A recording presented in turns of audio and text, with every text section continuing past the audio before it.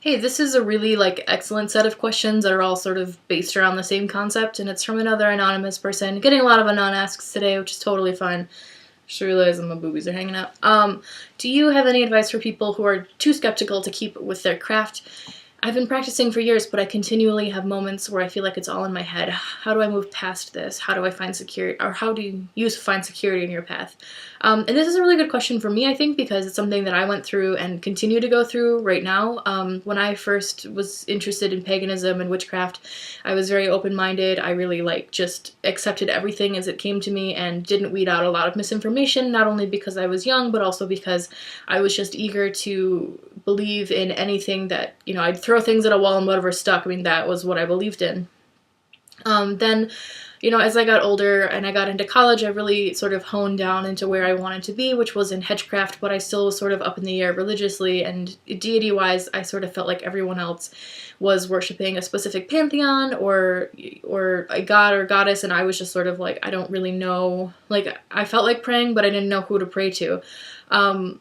Things really got a lot more complicated when about halfway through college, I decided to move to Chicago to go to cooking school. I took a vacation semester from my private college, but a day before classes started for me, I was in a very bad car accident, and my boyfriend at the time died in that car accident, and I was in the hospital, and I don't know, I just woke up in the hospital, and I just didn't believe in anything anymore. I didn't believe in witchcraft. I didn't believe in paganism. I was just a very staunch atheist I couldn't even bring myself to believe in any sort of atheist or secular witchcraft, and I pretty much closed off myself to anything and everything that was not science or founded in reality for at least a year. I'd say probably closer to 2 years.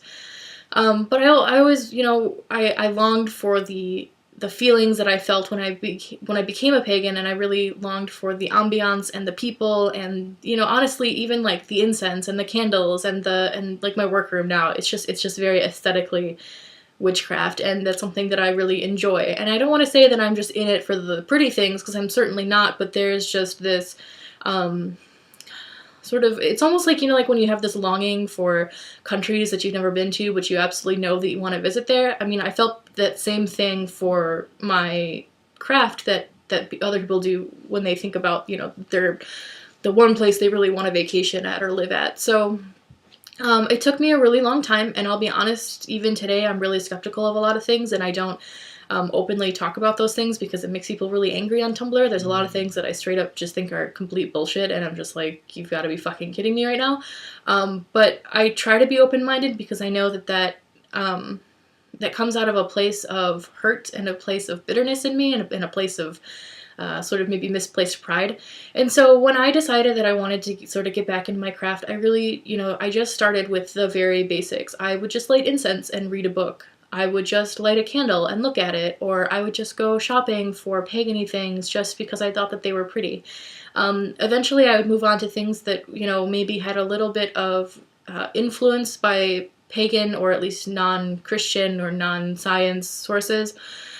So different forms of acupressure, Reiki. I got a little bit into different forms of meditation, and obviously being on Tumblr and constantly being bombarded with all sorts of cool and unusual ideas is also really helpful. But it's a very long and a very hard road, but what I can tell you is that at the end, and I am nowhere near the end, I'm probably 30% back, and I'm going on several years now since the incident happened and I was in the hospital, that my 30% is definitely much stronger and much more focused and much more real to me than when I was 16 and at 100%, Because when you have to break everything down, including yourself, and rebuild it in a way that your most skeptical self can believe and trust in, I don't want to say faith because I'm not really a faith-based person, but I don't know, I guess I'll just use faith. Your faith in yourself and in your craft and in your practice and in the things that you have convinced yourself to believe, whether you used to believe in them or not, are a lot more real to you, and they're, sort of tested in the fire of your own skepticism, which honestly, I think that personal skepticism is the hardest test for anything to pass. And so be skeptical, challenge yourself. It's you're not wrong to be like, this is all complete bullshit and I don't believe any of it some days. That's totally fine. And you may be amazed at the things that you suddenly come to reject and the things that you come to accept. And there's nothing wrong with that. Trying to force yourself to believe something that you honestly don't believe in I mean, it's just going to lead to a life of feeling like a fraud, and that's not what you want out of, out of anything in life, whether it's doing yoga or, going for a swim every day or drinking beer, don't do it if you don't like it, just stick to the things that that you enjoy, even if it's just the people or just the aesthetic. And if anyone gives you shit about just, like, being in it because of the looks for right now, because that's all you can muster, just tell them to go fuck themselves. Like, who the fuck cares? Like, that's 99% of people on Tumblr. Like, just shut up. Like, no one cares what you think. So I hope that helps, and I would love to talk more about it. I always say that, like, if you have more specific questions, but I'm serious, if there's, like, a specific example that you can give me or something, I would love to share more stories about my sort of journey back into witchcraft, because I'm definitely a very different witch now than I was, when I was 16, 17, 18 years old. So, and that's a good thing, and I don't really miss that old self. There's certainly parts of, like, the eagerness I miss, but everything else, it's whatever. So, hope that this was helpful, and certainly ask me more questions if you need to know anything more specific than that.